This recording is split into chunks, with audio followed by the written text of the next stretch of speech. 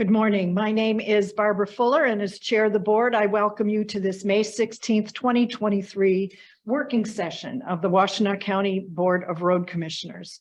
Our office coordinator, Erin Smith, will describe how our meetings operate, how to access the agenda, and how people may participate remotely. Erin? Thanks, Chair Fuller. There are multiple ways to make public comment during today's working session, whether you're joining us in person or virtually. If you're here in person and would like to make public comment, please fill out the sign-in sheet now. If you're joining us virtually, we will ask you to raise your hand at the appropriate time in the agenda. If you're joining us virtually and are experiencing technical issues with audio or video during the meeting, submit a comment in the chat feature and our communications manager will help you troubleshoot. The audio and video of this meeting is being recorded, and a link to the recording will be posted to wcroads.org in the next few days. There are printed copies of today's meeting agenda on the table near the front door, and it is also posted on our website. And now I'll turn it over to Chair Fuller. Thank you, Erin. I now call this May 16th working session to order. And if Erin would please call the roll. Chair Barb Fuller. Present. Vice Chair Rod Green. Present. Commissioner Gloria Yamas. Present. Commissioner Joanne McCullum. Present. And Commissioner Jeff Schmers. Present. And the following directors are in attendance: Managing Director Cheryl Siddle, Director of Engineering and County Highway Engineer Matt McDonald, Director of Operations Adam Lape, and Director of Finance and IT Dan Ackerman. Thank you, Erin. The next item on our agenda is public participation. This is the time set aside on the agenda to receive comments from the public. This is not intended to be a period for dialogue. Each person will be allotted 3 minutes to address the board. Erin will explain how people may be recognized to offer comments. Since this is a hybrid meeting with both in-person and virtual attendees, we will take turns between those attending in person and virtually. For virtual attendees, we have provided some instructions on the screen on how to participate and make public comment. If you're attending this meeting virtually and would like to make public comment, please raise your hand now. If you dialed into the meeting from your phone, you can raise your hand by dialing *9. Our communications manager will unmute virtual participants with raised hands one at a time and will announce your username or last 4 digits of your phone number when it is your turn to speak. Please share your name and address before beginning your comments. At this time, there is no virtual hands raised, and there is no in-person that would like to make comment. Thank you, Erin, once again. At this point in our working session, I will turn the meeting over to our Managing Director, Cheryl Siddle. Good morning, everyone. Today's meeting is a little bit different as far as our working session goes. We're going to start with Brent Schlack and his staff with Traffic and Safety to talk about our Traffic Operations Center. Then Adam will do a brief overview of the Emergency Operations Center, at least our role, Road Commission's role within that. And then we're going to take a field trip over at the ELCs, which is the building next door to ours. So a little bit different that we're going to be doing the field trip portion of it, but I think it will be very beneficial to see that facility. And the attendees for the tour, as I understand it, are limited to those whose names have been submitted in advance. That is correct. Adam gave a list permission. of, right, both staff and the board members that will be attending. Perfect. Thank you. So with that, I'm more than happy to hand it over to Brent Schlack. Director of Engineering. I wanted to thank you for allowing me to give our presentation today and to highlight some key staff within traffic and safety. So we're going to be talking about, like Cheryl said, our traffic operations. So the agenda that, oh wait, go ahead, Tiffany, I'm sorry. Okay. I was jumping ahead there. We'll let her get the presentation pulled up. So I guess while she's pulling that up, I'll just introduce, so Jeff Young, he's our traffic signal operations engineer, and Elena Yadakina, she is a project manager within traffic and safety within the engineering department, and other key components to this system and everything behind it as far as the funding or helping manage it.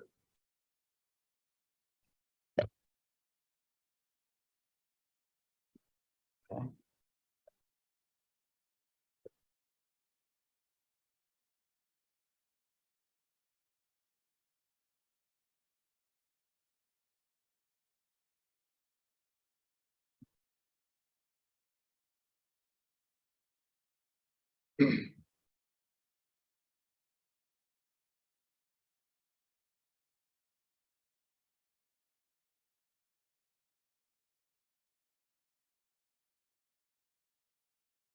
Apologize for the technical difficulties here. Hopefully, Take your time. it's.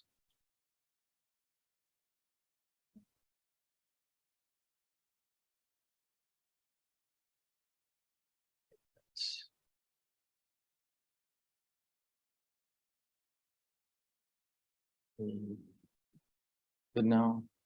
There we go. Okay. So we'll kind of go through the agenda. We're going to just go through some background, when we deployed it and how we got there, and then kind of an overview of the advanced traffic management system, which we call ATMS. And then some data sharing that we've implemented part of this program.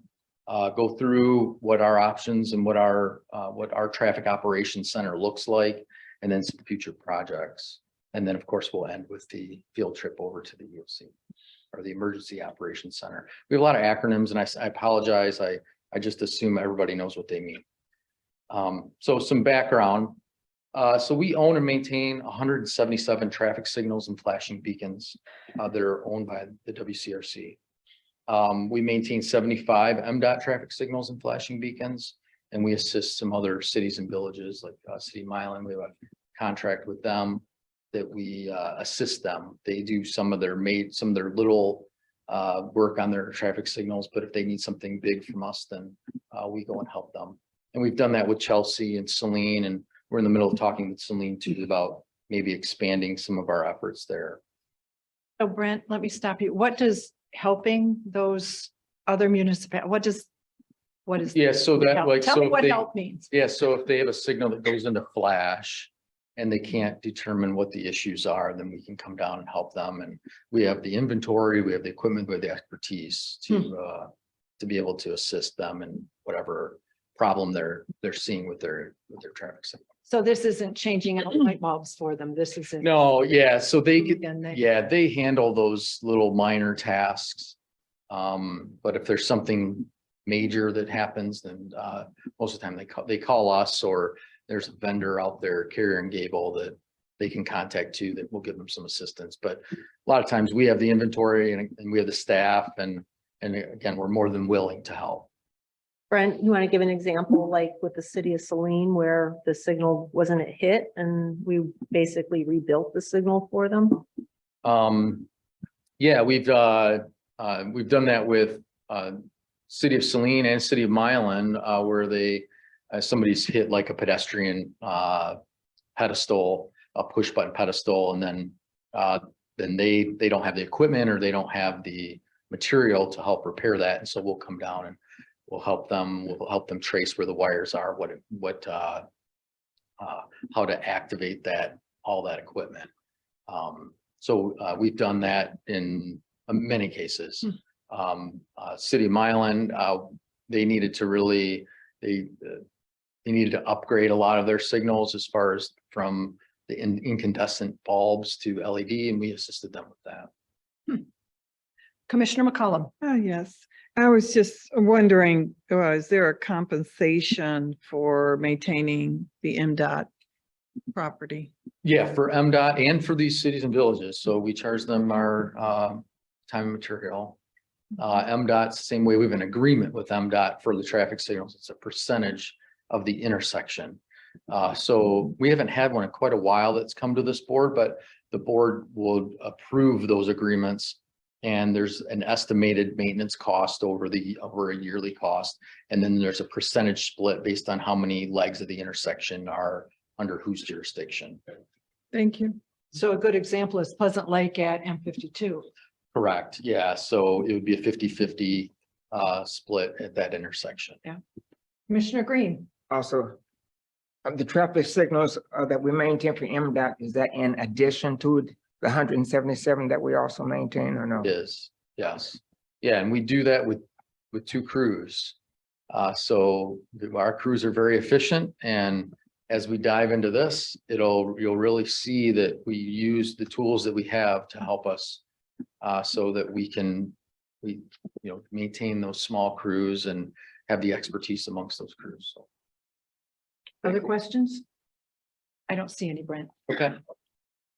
So in 2011, so about 2 years ago, we deployed our advanced traffic management system. We did a lot of interviewing. So we have a program, it's called KITS. And that's what helps communicate with our traffic signals. We interviewed a lot of different folks on what type of system we would deploy, and Kimley Horn Integrated Transportation System, or KITS, is what we chose. And so through that, the initial deployment included 35 traffic signals. 7 were along an MDOT route, which was M17 or Washtenaw Ave. We had 12 cameras installed, part of that deployment, and 3 communication towers. So our system's a little unique where we communicate wirelessly. So we have a wireless communication amongst all the signals, kind of like daisy chained down. Then it works its way to a tower, and then that tower then backhauls it back to our main unit. And I'll show you an example, and I guess we can kind of look, if you look at the screen, you can see where we have a signal radio in the picture. So that signal radio is what I'm talking about, the daisy chain. So that talks amongst the signals, and then that data will then be transferred up into that backhaul radio, which then shoots it to our towers, and then it makes its way back to our main yard here.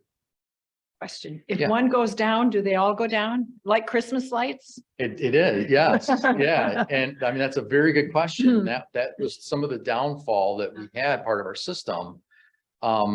And then in 2019, I believe, we provided some redundancy. So we added additional towers, and we basically, and as we go through, you'll see what we added. We added additional servers, everything to try and make sure that we had more uptime. Also within that picture, you'll see that there's a camera, and that camera is post mounted on top of our stream pole. And that just oversees the intersection. What's the really high, the backhaul radio? You've got. So all that's kinds of- where, the signal, signal phase and timing. So the information that the signal, it's second by second. And I'll show you an example here. We'll do a live demo. That information is communicated amongst the intersections, and then it goes up to this other radio, a backhaul radio, that goes and shoots it over to one of our towers. Right. Yeah. It communicates by line of sight. That's right, That's an yes. Important aspect. It is, yes. Yeah, initially, when we first initially deployed this, I found myself doing a lot of geometry. And trying to figure out, and there's a whole, I mean, we can get in the weeds on Fresnel zones and what that means and how tall trees are. And, we were trying to work through the FCC because our backhaul radios are licensed radios and our radios on the street are unlicensed. So to have a licensed radio, we had to work through the FCC, and we have our own call sign, and through the process, we determined that because we're a government agency, we don't have to, there's no fee to have that FCC license. Do you have a question? No, I think. No. So what happens? The whole line of sight thing is one I'm relatively familiar with because of where I live and how Oh, I sure. don't have line of sight to a tower.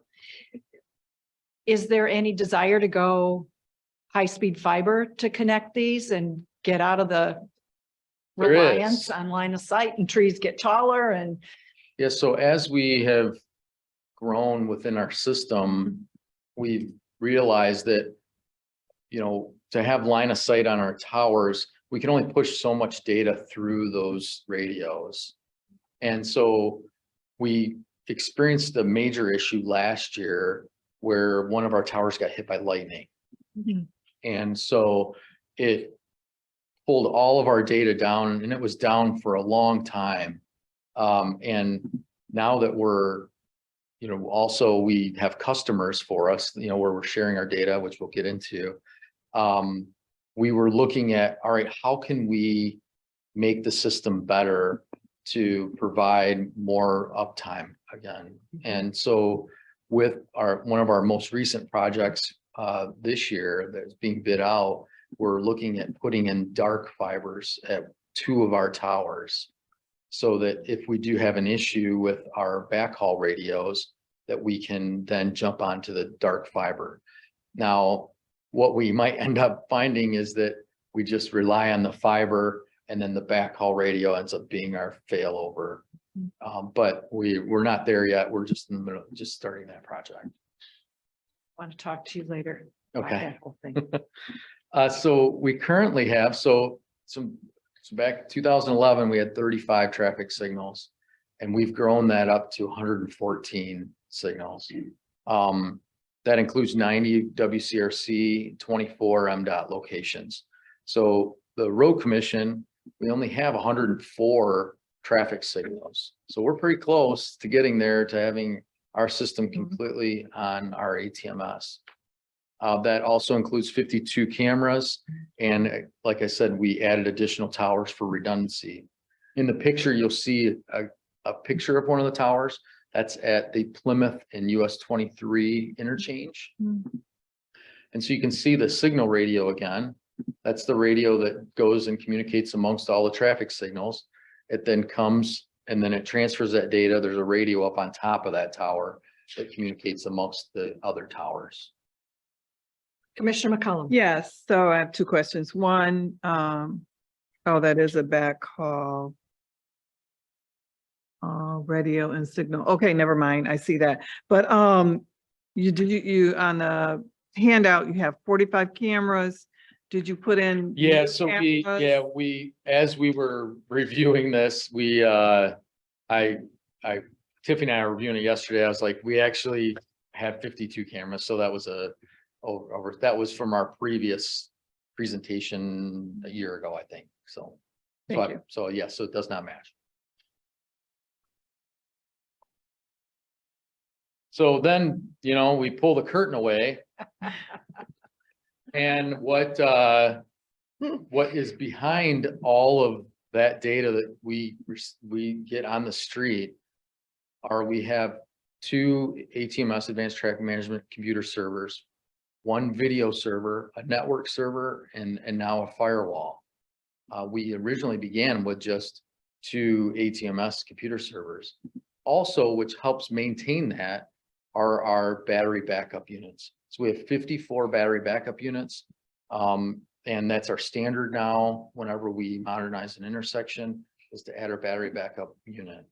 That unit protects the equipment that we have at the intersection. And it also allows, if there's some type of outage, for us to maintain that signal for a certain period of time. A lot of times what we find is if there's an outage, it's normally minutes. If there's a major outage, then then it'll ultimately go down. But the number of outages that we see through a year, it normally equates to, minutes of an outage. That's a power outage. And so that those battery backup units, we won't see any difference. So those help with the system and help keep that system up. Again, it's all about uptime. Commissioner McCollum. Yeah, with the batteries, how long do they last? Because they're used for the minutes to cover, but do they need to be replaced after so many years? Do they run down or? Yeah, so it has a battery in there, and that battery has a life to it. Jeff has done a great job of researching and putting the most current equipment out there and the most up-to-date equipment. So our batteries last, what is it, Jeff, 3 to 5 years or? Okay. The lead acid. And so yes, those do have to be maintained. And the run time depends on the intersection. So if we have, and it's all a matter of the wattage that you have through the intersection. So if you can envision an intersection like Jackson and Zeeb, and what is at that intersection versus a smaller intersection, let's say Pleasant Lake and Ann Arbor Saline Road. Those have a lot different needs.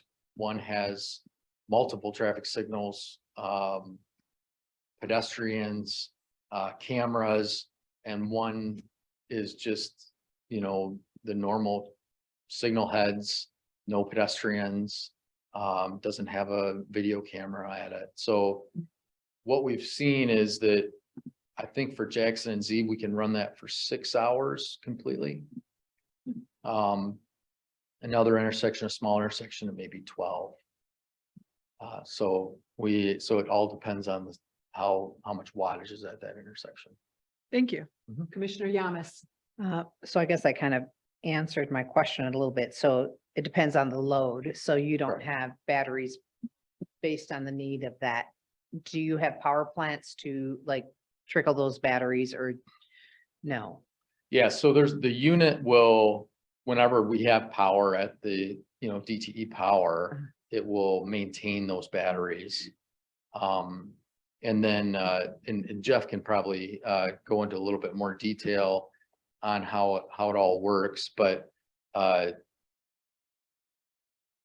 so we're constantly trickle charging that. Whenever we construct the intersection or we are planning the intersection, then that determines the number of batteries that we have at that intersection and what our expectation would be on how long that would stay up if power was not there. Okay.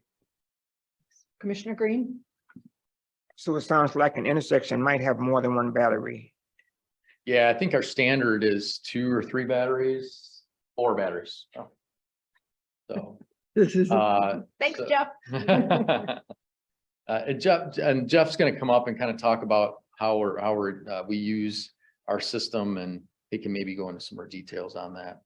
So what is all behind this? Are there any more questions? I'm sorry. I don't No. see any. Okay.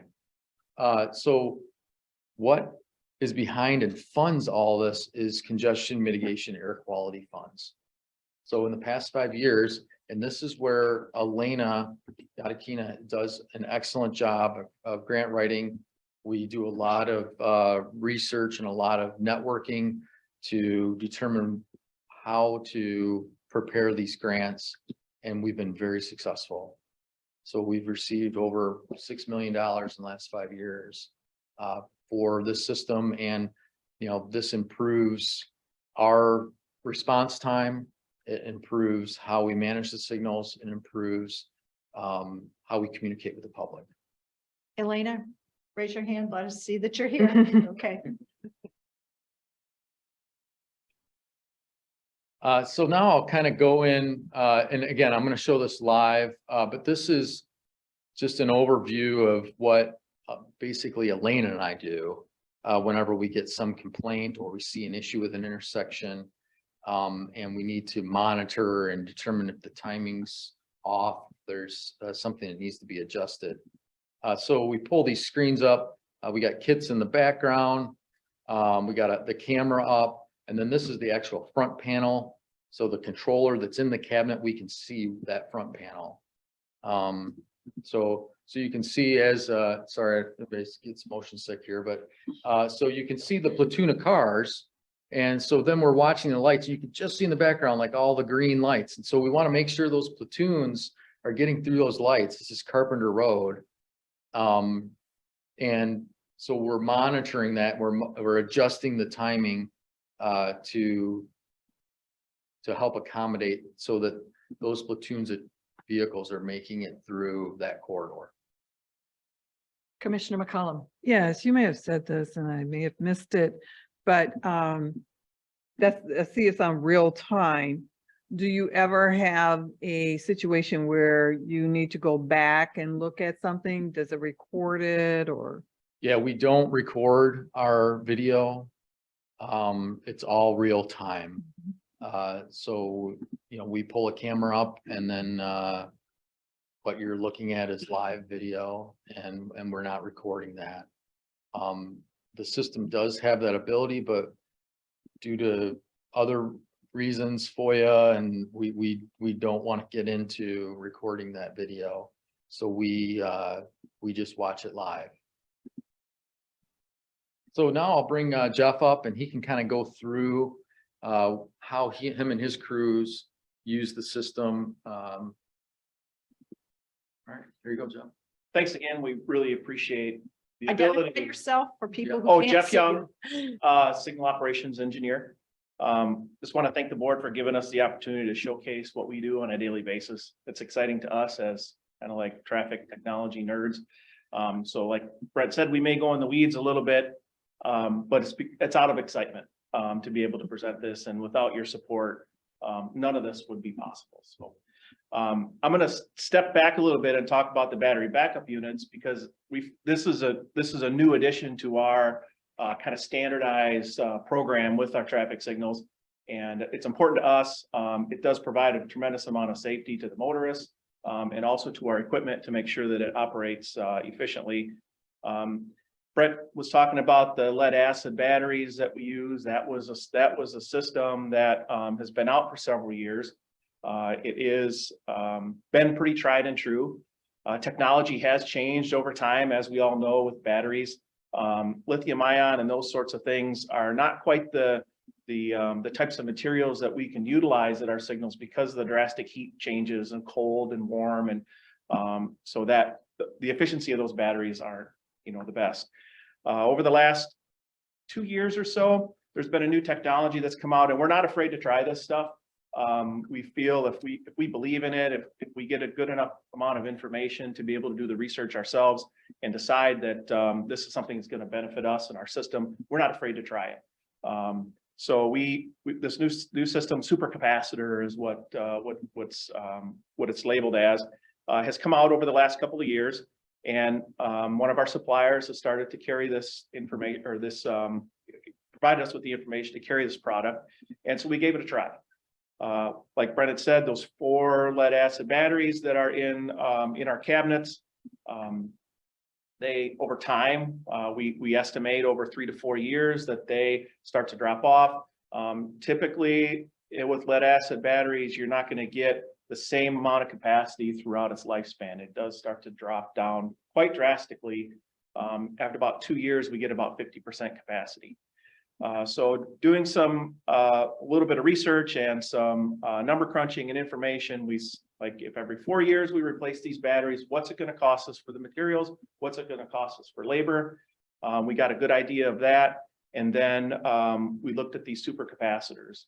They are a tad bit more costly. It almost doubles the cost of the battery backup unit itself, including the mechanism that operates the signals. But it comes with a 10-year warranty, so 10-year manufacturer warranty. And they're telling us it's about a 25-year lifespan of these units. Also with the supercapacitors, we get the same amount of capacity on day 1 as we do on day 25 years. So with that also, that was important to us, it is a green solution. We no longer have the lead acid issues with the batteries swelling and leaking or any of that sort of thing. We've had some batteries that swell that have not leaked. So we really do pay a lot of attention to that and be very cautious with that.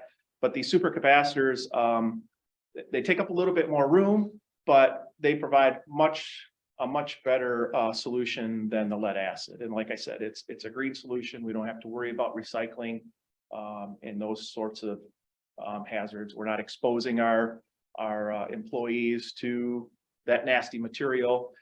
So really, it's a great solution for us, and we're very happy to be able to provide that. We didn't also notice that, but industry has noticed that. Econolite is our battery or our controller manufacturer. They are carrying this supercapacitor, and just last week they called me for an interview about our system and how we utilize it. So it was kind of fun. We're a very small, signal community in Southeast Michigan, but it's good to see industry recognizing the advancements that we go through to make sure our signals are safe and operational. So I'm not a signal nerd. Yeah. So is a supercapacitor euphemism for a new kind of battery?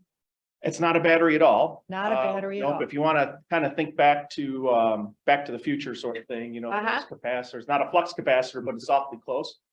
But it is a device that stores energy. Okay, It's not a battery. There's capacitors in lots of things that store in our vehicles. We all have Yep. just enough so that your door dings when you open up and you shut the car off, that sort of thing. So there's no material that's hazardous in the supercapacitor.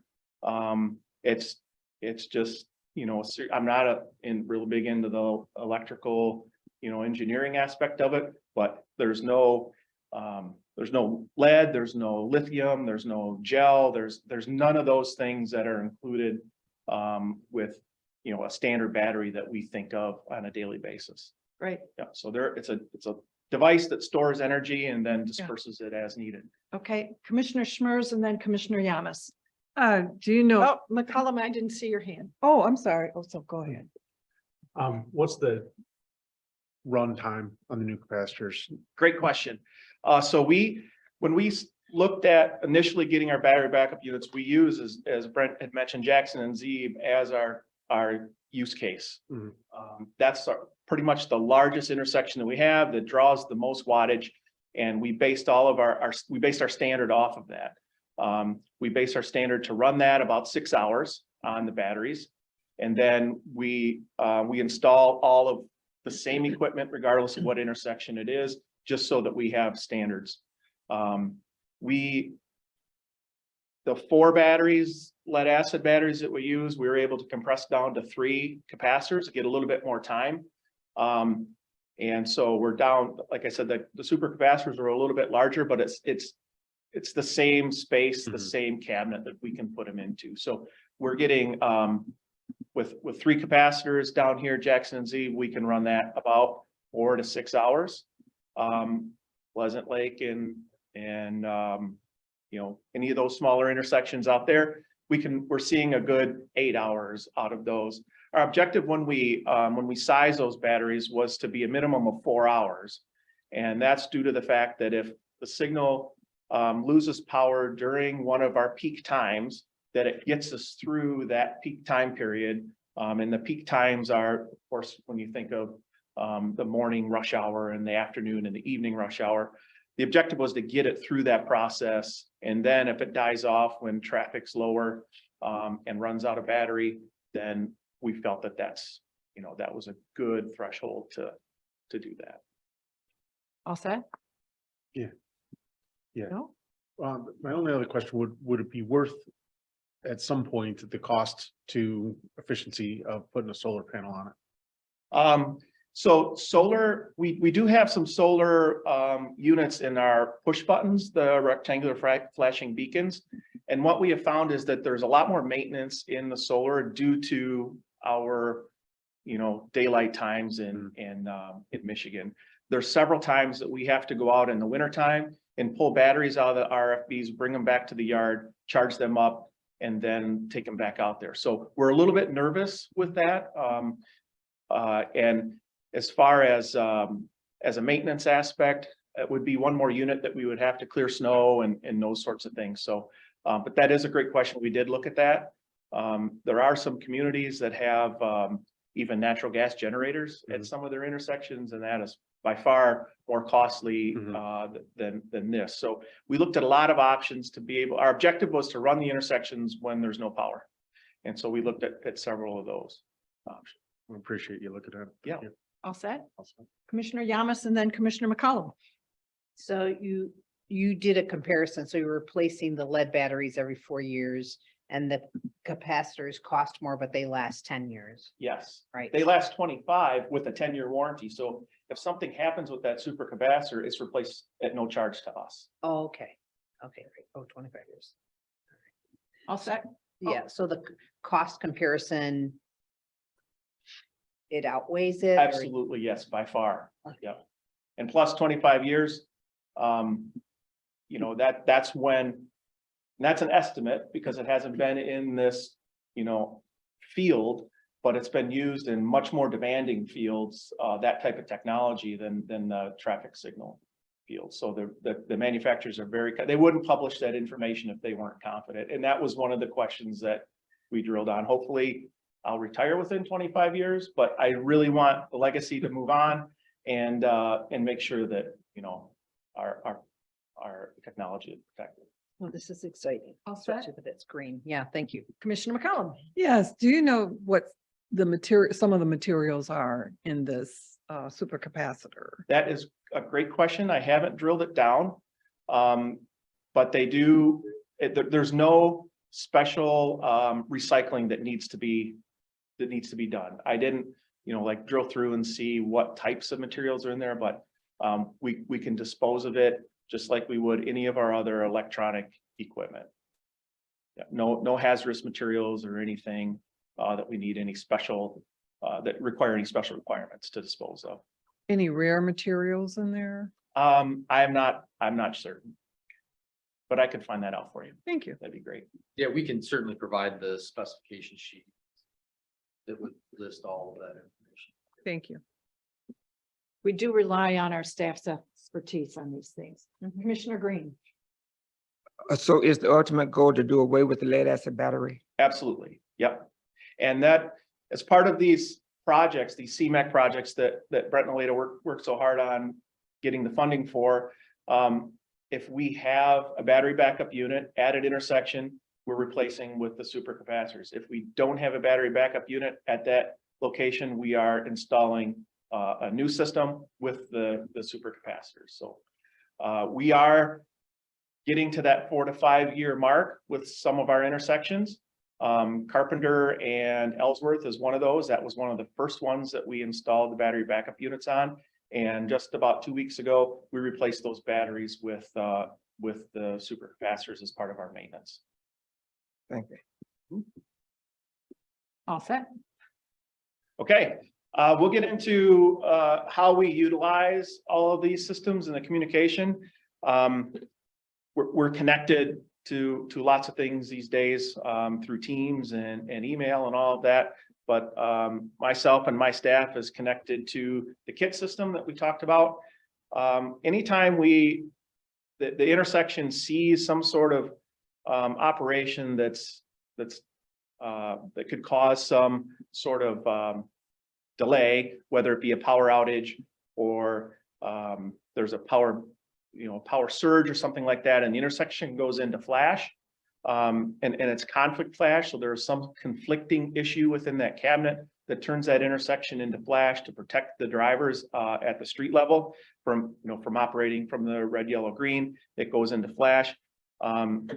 I get a text message, and one of my other staff members, Woody Bush, he's our senior signal tech. He gets a text message also, and much to that point is that we will get the text message and usually respond and be at the intersection prior to us even getting a call from answering service or the public. That has really cut down our time with getting the intersection back up in a normal operational fashion, whether it's an equipment failure in the cabinet or something like that.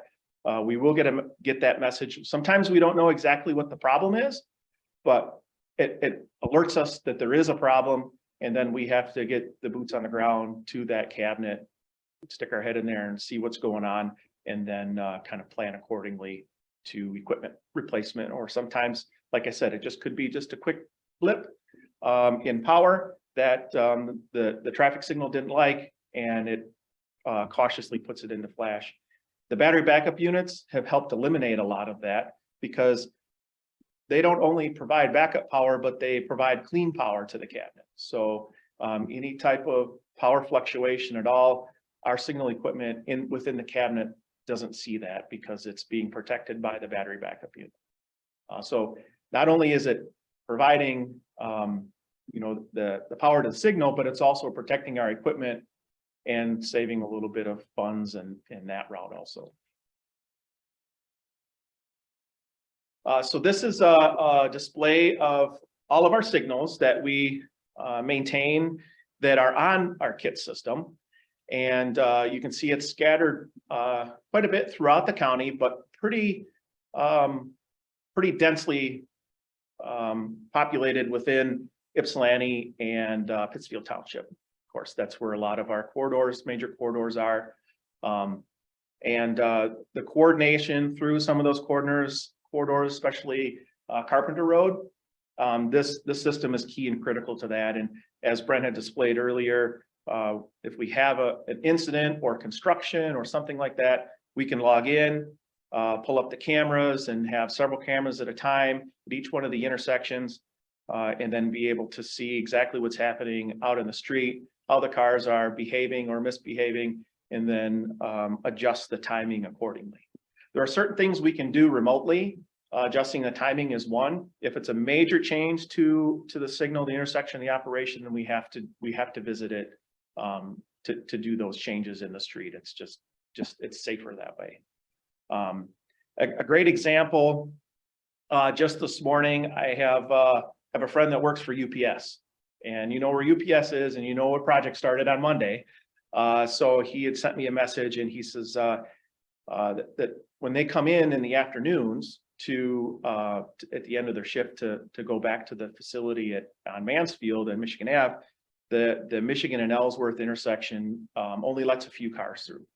So with that, we can, at certain times a day, we can log in. I do have one of the techs headed out there now to make some adjustments to timing, but tonight I'll log in, I'll pull the cameras up that are within that vicinity and see if what timing we had done is sufficient. That allows us to pinpoint those timeframes and not have to be on the street, and be able to make those simple adjustments. And those are things that we can't predict. And it's much easier to log in and see the real time than it is to predict that something's going to happen, because we want it to be as efficient as possible. And the only way to do that is to watch traffic and make those adjustments automatically. Commissioner McCollum. Yes, you had several on here that's disabled. Is that purposely or are they just? Well, the black dots there that are disabled, those are MDOT routes, and we do have a couple that I think there is. Yeah, those are mostly all MDOT. We are in the process with MDOT. There was those intersections came on initially. We were in a process with MDOT to upgrade the controllers at those intersections. The controllers that are there are older that don't communicate. We have to depend on MDOT to be able to update that material or those items. We can do that on our own at our own intersections, but we make the request into MDOT and then they'll supply us with those controllers. So we're hopeful that sometime within the next year, they do have a project out there in the city of Ypsi to update several controllers. Some of them I've added the intersection. We might not have communication there yet, but at least I've added that intersection with all of the data in, so we can keep an eye on it. Thank you. Okay. Commissioner Green. Just kind of wondering, does someone physically monitor these signals? That's the beauty of the software. Our staff is, it has the ability to monitor it, but we've got other responsibilities. So we've put that into the hands of Kimley Horn and their system. And what it does is we have those alerts, those sorts of things that will pop up, and then we'll step in and say, hey, there's an issue here. So then we'll start looking at that. We can generate reports on a daily, monthly, weekly basis, however we determine that, that will provide us basically the health of the system. We then will utilize that to, dig in a little bit deeper. If there's an ongoing issue that happens maybe every other day or something like that, we can identify that through kits, because it's watching it 24 hours a day. Where if we had an operation to watch that, it would only be during, our working hours. So, And Rod, we'll touch on some of that, like what our operations center looks like today, later on in the presentation. And not only my staff, I have 3 signal technicians and an electrician. But it's not only my staff that helps keep this operational, but we've, as our system has developed, so has the IT aspect of it. And we're, you know, we're traffic folks and maintenance and operation. We're not network engineers. So we have brought on board a company called Integral Blue. And they provide our the network services aspect of our system.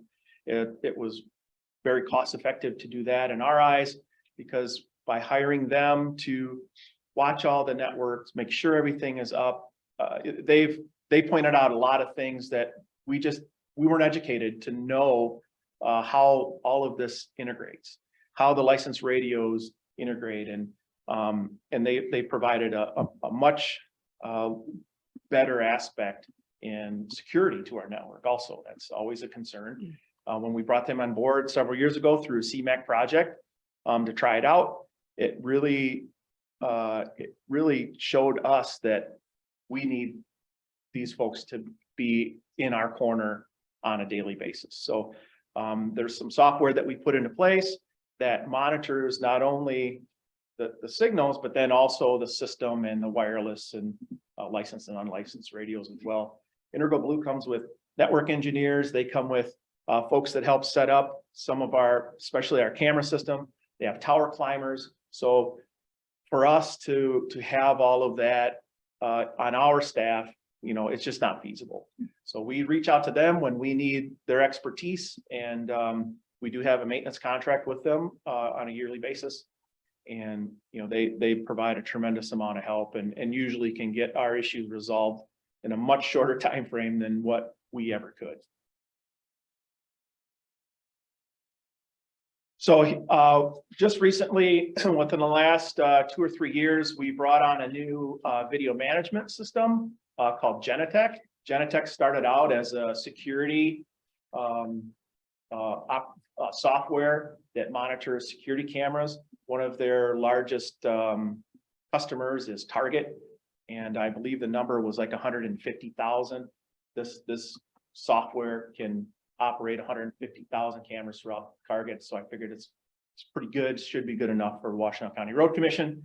But what this did is this helped us provide one simple solution for cameras and monitoring with a lot more benefits and bells and whistles than what we were using in the past, which was a part of the kit system.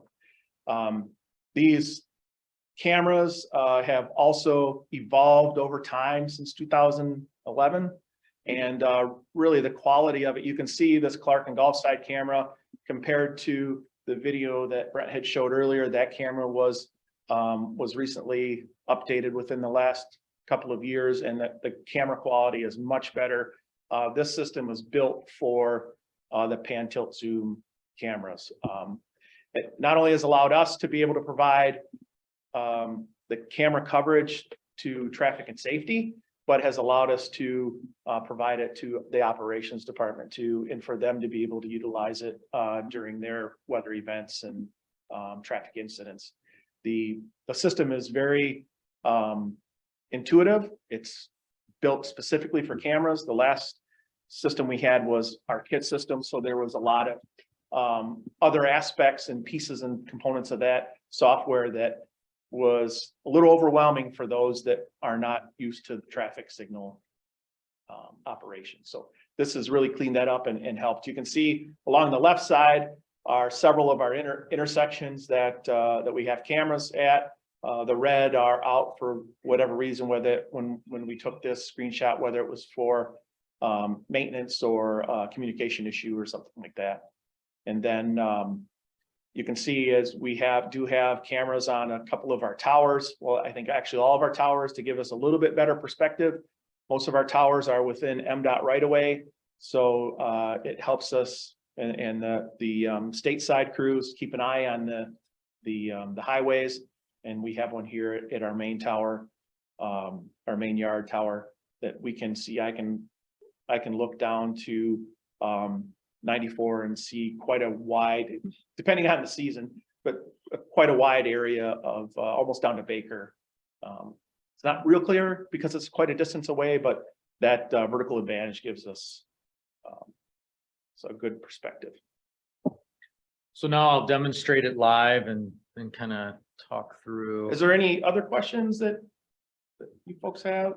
Can certainly, if you think of something, I'm gonna be here and we're gonna take the tour. I'm excited to see that over there. I've only been to one room. They haven't let us in very far. But if something comes up, please let me know, and you all have my email. I'd be happy to help answer any questions. And I will certainly look into that, the rare metal situation for the battery backups. Thank you. Yep, you're welcome. Yeah. Thanks, Jeff. Thank you. Thank you, Jeff.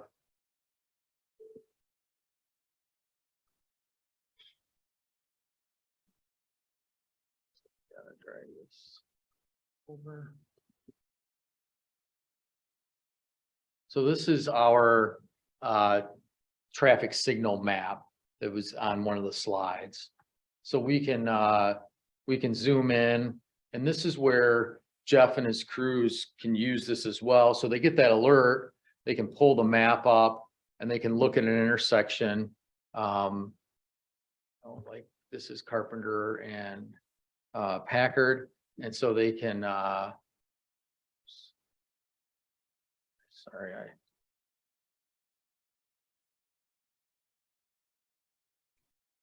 trying to do this. I don't know why this is extending the, so we can pull the timing up of the intersection. Yeah. And so you can see, so this is actually what's running out there. Help us again. What are we looking at? So what you're looking at is and basically an aerial view of the intersection. You can see that north and south are green. And then on the left side of that, it's timing the intersection. You can see it actually time that that phase of the intersection. And then so we can sit there and watch it. So if Jeff gets a call, you know, anytime during the day, or any of myself or Elena, and say the signal's malfunctioning, we can pull this up and we can see what's happening. All right, is it timing? Is it in flash? What's going on? So then, you know, so then it terminated that. Now the left turns are coming up. And so then it's timing that left turn. So, But I don't see any cars moving, no, right? not yet. I'm gonna Oh. show you where the cars are moving. So then we can pull up Oh, the camera at that intersection. And then we can sit there and we can watch, you know, watch the platoon of traffic come in. And this is where you can have these up side by side on your monitors. You can see that timing. so and we're looking south. we're looking south. Yes, this is along Carpenter Road, Okay. Carpenter Packard, looking south. Correct. So again, then we can see this intersection time. We can, if there was an issue with, you know, one of the pedestrians,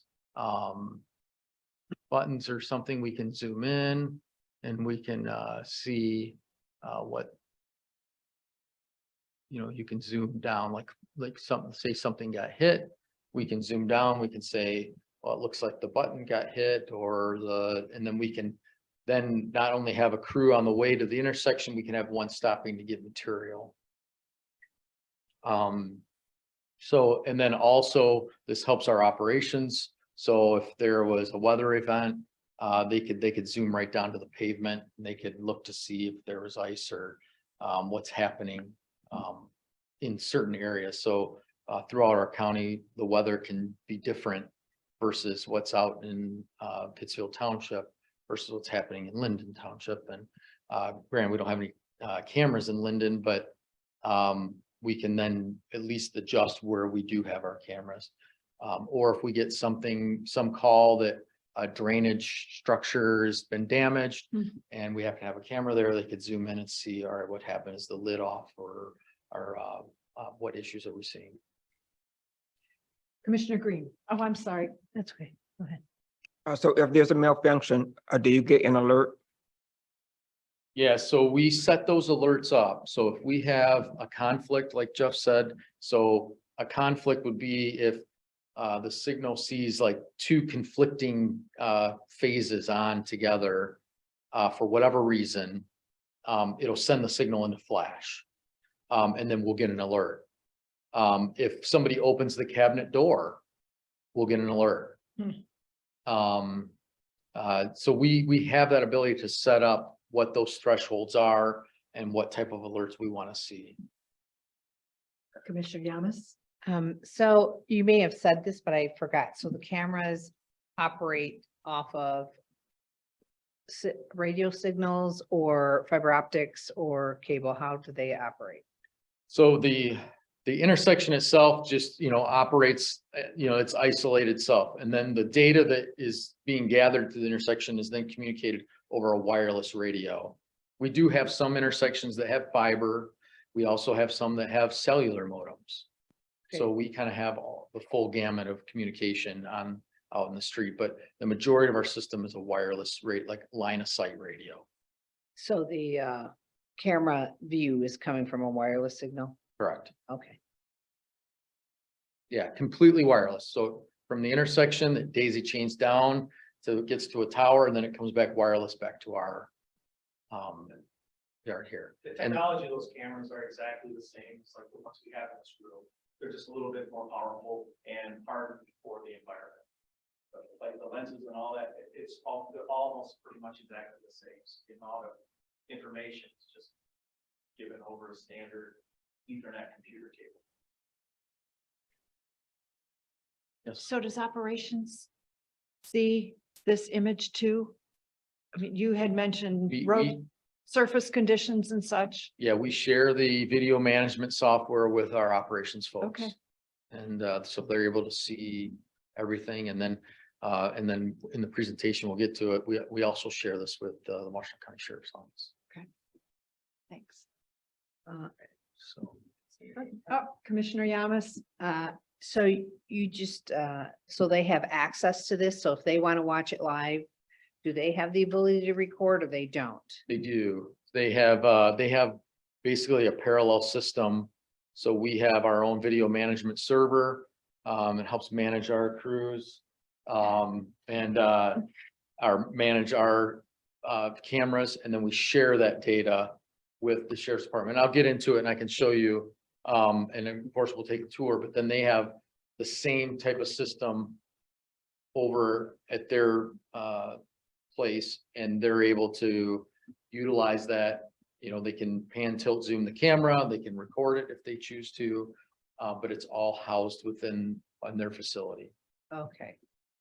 Adam, do you mind giving just a brief description of how your department uses? the Yeah, so cameras? Adam Labe, Director of Operations. So what we use it for, we queue up the cameras, and let's say if we think we're getting a weather event coming through in the wintertime, we could use that to simply look at an intersection to see, is there snow laying, is it dry snow, or is it turning to ice? What kind of event we have, or is there an accident that we need to plan for? So whether it be detouring with the traffic and safety group or just simply responding to the incident, it kind of provides us that little bit of look in the field. And we'll cover that here in the presentation. The next few slides will show you similar looks of what a traffic operations center looks like. And then we will highlight that when we get over to the tour. They essentially have a wall of TVs that they have I think 4 of them set aside that play our camera feeds wherever they need to look. So they can function just like we would in operations or traffic and safety would. Just queue up a camera and you can look specifically at intersections. So yeah, we use it mainly in the wintertime.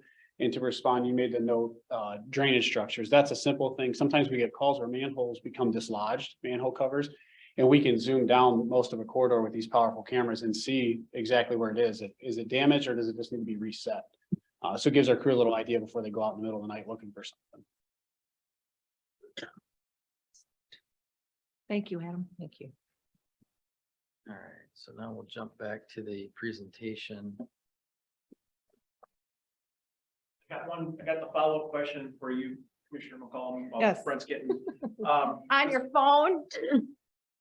I'm researching. No, I just meant it's amazing. Yeah, So yeah. you're just sitting there Um, doing this. Yeah, okay. So the supercapacitors, the major component that those operate off of is graphene, which is compressed carbon. It's zero impact to the environment. And they've actually updated the documentation to say there's a 30+ year service life. They still provide us a 10-year warranty, but we've gone from 25 to 30 years, much like the LEDs, they've told us, oh, they're gonna last this long. As they're in the field and using more, then that's kind of a sliding scale of their operation. But graphene is the component that holds that energy for us. No rare materials, zero environmental impact. Thank you. Very impressive. You're Thank welcome. you. And I can send you that information too. I appreciate it. Send it out to all board members. Thank you. Thank you. Okay, so getting back to the presentation, so what we've learned through all of that is we have a lot of benefits for our ATMS, our advanced traffic management system. We can monitor our signal operations, weather events, roadway incidents. We can even review citizen requests for timing or for if a sign's down or damaged, if we have a camera there, we can look at it. And then of course, our emergency and maintenance calls are a huge component of the system that we built. That was the main purpose on why we built our system, was around our maintenance and emergency calls.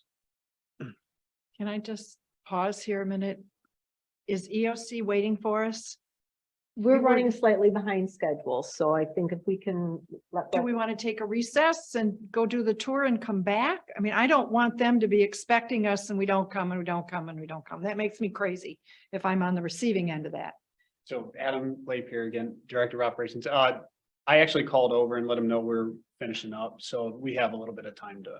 What does that mean? Does that mean they're expecting us in 5 minutes and? No, 15? I told them about 15 to 20 minutes, so. So 10:15, we need to recess and if that we're should not be- finished. Yeah, there's plenty of time. Plenty of time. For the. Oh, okay. I don't want to cut Brent short. I mean, this is Right. obviously of interest Yeah. to the board members. Yeah, we're good on our schedule though. Okay, so we're going to go another 15 minutes and then take a break where. Yeah, we should be able to. Thank you, Adam. To Okay. finish this up in that time. All right, thank you. So now we're getting to that data sharing. And this kind of is where it ties into that EOC. So back in 2019, actually, prior to that, we felt we had a great system. We felt we had great ability to view and use and see what's happening on the street. And we wanted to be able to share that with those that could benefit from it. And so we were working with the Washtenaw County Sheriff's Office. And then in 19, we were able to provide that connection between our buildings. And then they certainly signed on with that Genetech software. And that was all mainly due to this board, because this board approved an agreement. It was an interagency agreement that allowed us to share this data. And there's other agencies that have kind of interdepartmental agreements, but I believe we're the only agency in the state that has an interagency agreement for data sharing. And I'm pretty proud of that. And the Sheriff's Department's been a great partner, and later on we'll get to see how they operate. So this is just an example of what they can utilize our system for. I think this is a graduation at the EM Convocation Center. So they can have not only officers in the street, but they can have a camera to view that event and monitor if there's any issues or if they need additional resources out there. So future sharing our ATMS, we would, since we have some signals with MDOT, we have a future project that we want to have some type of dashboard for them. City of Saline, we're going to be connecting a few of their signals next year. And then the city of Dexter in 2026, we're going to be connecting, I believe, almost all of their signals, at least along Main Street. Will be coming back and going through kits. So back in 2011, this was we'd basically taken an office, actually it's Jeff's office now, and we made kind of a mini operations center. What we quickly realized is we don't have enough staff to sit and monitor traffic. It was nice and it was good to be able to go in there and kind of talk through issues.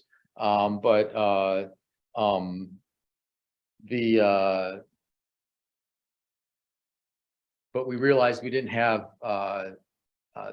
the staff to be able to monitor it 24 or even any part of the day. So as we started to look, and this is where Jeff and Elena, we started to look at, well, how should we look to utilize our system? So we upgraded several of our conference room 200 is one of them, conference room 234.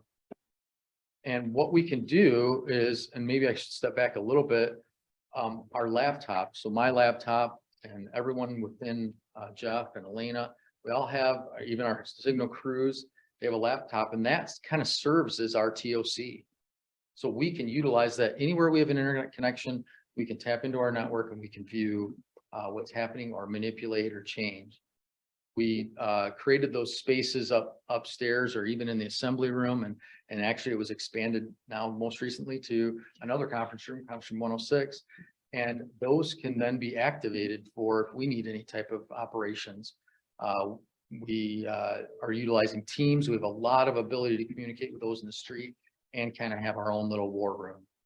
And then of course we have that direct fiber connection with the EOC next door, which could benefit us if there was ever any need to communicate back and forth. Future projects, we have, like I said, we have an adaptive traffic signal control project along Plymouth Road that'll actually be bid out here in June. And then we'll be implementing a connected vehicle dashboard that's currently in the works. We're looking to deploy some roadway weather information systems. And of course, transit signal priority. The ride is looking to deploy that. I believe we're 2025 is when they want to put that technology out along Washtenaw Ave. Commissioner Green. What is the transit signal priority? Transit signal priority is where if our system would be connected to the bus, and if the bus is behind schedule, then we can give priority to that bus through the traffic signal. Thank you. In other words, give them a green light instead of a red. Yeah, yes. And there's a lot of talk and concern with some of that, but a lot of times those buses are on major corridors where we want it green for the most part anyway. So And there'll be restrictions on the bus, right? Like it'll have to be 50% capacity. That's right. You can't just have two people Yeah. on the bus and then we'll get. Yeah, there's parameters. There's gonna be some. Interesting. We're still in the infancy stages of that to understand, but that is certainly, there are some checkboxes.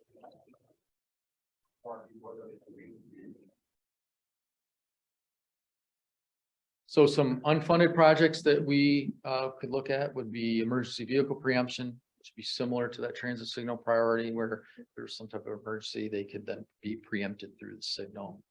Then bicycle lane technology. Currently, bicycles, if they're in their own lane, they in most cases aren't detected. We could then implement some type of technology to allow them to be recognized at the intersection, aside from going over and pushing the pedestrian button. With that, any questions? Any additional Commissioner Yamas? So either I wasn't paying attention or we didn't have time. Future data sharings are with MDOT, the city. So there's something in the works already for the city of Saline and Dexter, or? 'cause I Correct. see that you Yeah, have dates on here. we are, we've just met with the city of Saline last week. We have a CMAQ, a congestion mitigation air quality grant that covers a few of their intersections that will bring it onto our system in 24. And the same will happen with Dexter Okay. in 26. So I also, sorry, one more question, the Yeah. future sharing of ATMs that will be through banks. And as we share data, is there some cost sharing that'll be happening? Banks? It says ATMs. It's ATMS, so that means Advanced Traffic Management System. Oh, That's okay. it's our KIT system. And so basically they would be like viewing, so there would be no cost sharing. I mean, other than, you know, the current agreements that we have at the intersections for maintenance of the equipment. This is not an automated teller. Right, Yeah. I get that, but you know, with the city, the different cities that we'll data share with. Yeah, Brent, do you want to give a very brief overview of what our maintenance or what our agreement is currently with the county? We would do something similar with the city. Yeah, we would probably expand that agreement. So that agreement mainly it's a no cost agreement. So basically, we're like a cable provider. We've provided the information and they're able to utilize it. They maintain that data coming through. But it does set up rules as far as viewership and how it's managed, because it ultimately is coming from our system. And that would be similar with these other agencies. Okay. Matt McDonnell, Director of Engineering, just wanted to follow up on a question for cost and data sharing. I hear what you're saying is who's going to pay for all this? Fortunately, with all of our great grant writing, one of the things when they're looking at competitive grants is, are you working with your fellow partners in municipalities? So by partnering with the cities, we are going to be way more competitive. And without these grants, we wouldn't be able to deploy this technology. So we have a benefit in partnering. And you know, what are they bringing to the table? They're bringing their partnership. And therefore our grants are way more competitive. Correct. Yeah. That's And a they great do a way to great put job. it. Right, yeah. Thank you. Any other questions? I don't see any. Okay, so now I'll turn it over to Adam. And Thank you, Brent. Adam Lake, Director of Operations. Will be 45 minutes, just joking. So the next portion of the working session, we're going to focus on field use of this WCRC shared technology. And so we're excited to offer the Emergency Operations Center tour, which you'll hear me refer to as EOC for the next year. So more importantly, it's to support the effort and the coordination between all the Washtenaw County agencies. It's a pretty coordinated effort over there, and it's really exciting to see. So we're just excited in general to go see that area over there. So the shared systems that we provide through traffic and safety to them, it's an additional tool to provide a live look during a scenario, both complex or simple emergent scenarios. It works for all situations, and it keeps first responders safe, and our crews is safe as well. So the scenario requires the EOC to be activated. That's where county officials, all different agencies, liaison groups, such as the Road Commission or Community Health, they would report their officers like myself would take place take a position at the EOC and coordinate from there as a group to keep everybody together. That's part of a national incident command system. They set that up to keep a little bit of a uniformed response to emergent scenarios, because something could happen where we may get assistance from somebody from even a different state, or us go assist somebody. So they try to keep a good structured system in place so everybody understands the terminology, relatively simple to follow through. That's where our agency sits in more as a liaison. We provide shared services or mechanical means, whether we have to help move something off the road or we're doing traffic control. A quick example would be the COVID-19 pandemic. We took traffic cones to a few community centers where they were providing some food and some testing. So simple effort, but at the root of it was coordination at the finest.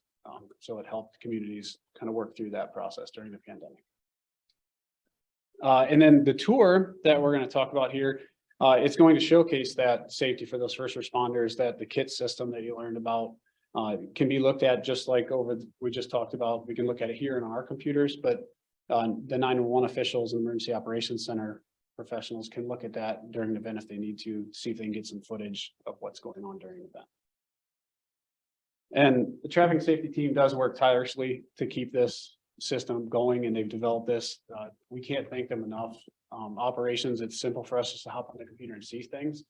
But when you get over to the OC in a few minutes, you're going to hear it probably multiple times how thankful they are, just something simple like that, to be sitting in the corner if they need it. Because hopefully we don't have to use it very frequently, but it's there, it's functioning all the time. They make sure it's always working.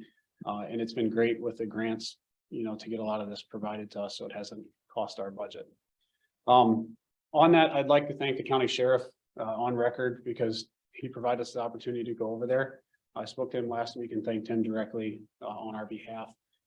There's some sensitive information over there, so we have to request, access to that. So even Jeff, someone that's worked with it before, we don't always get to go see some of this stuff in action. So that's why we're so excited about it, because it's seeing a lot of stuff come together. So I just want to thank the county sheriff on our behalf. So with that, we can break, and I'll be available to transport some people in the truck if we'd like, and then over to the center, or we can walk over. And then after that, some of the people that do ride with me, we'll go out and see where our new material storage building, they're starting to move some earth over there. So, yeah, so that's available as well later, but first is the fun part of the EOC. So if folks want to hitch a ride to go over to the EOC, you'll be out. That is with a correct. car? Yep. I'm going to Okay. grab a truck and I'll meet you guys out front. So if Okay. everybody can take a break, get yourself situated. If you'd like a ride, you're welcome to have a ride. If you'd like to walk, it's nice out. Please meet here in the front lobby, and then we'll kind of move on from there about 10 to 15 minutes. Okay, I think I'm sorry, go ahead. So I Sharon. was just going to piggyback on what Adam was saying. We will adjourn this meeting. So everyone can take a quick break.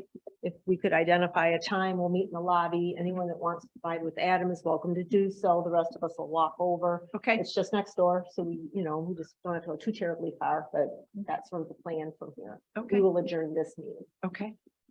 I would entertain a motion to adjourn this meeting. So move. Second. Aaron, if you would please call the roll. Commissioner Joanne McCollum. Yes. Commissioner Jeff Schmers, Yes. Commissioner Rod Green, Yes. Commissioner Gloria Yamas. Yes. And Commissioner Barb Fuller. Yes, we are adjourned. Take a quick break and then meet in the front lobby.